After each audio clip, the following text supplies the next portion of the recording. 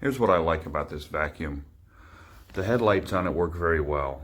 The swivel action works very well. The suction power works well. What I don't like is this. You can't do anything. Once that's on, the thing's so top heavy, it just falls over. And where do you put your attachments? You put your attachments, and then you go to do something. You got to tear the whole top off, set it down, take it apart, put the attachments on. There's no spot for the attachments. So then, if you set your attachments in a different spot, you come back, you go looking for them, now you got to find your attachments. Second thing, this top piece right here, this is kind of heavy. It gets tiring holding this. My little wife can't deal with it. It's too much for her to even hold. It's kind of heavy. The sucking power on this thing works very well.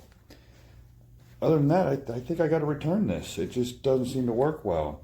I did have an issue with the spinner not spinning on a thicker carpet. It just stopped, so there wasn't the power to spin it.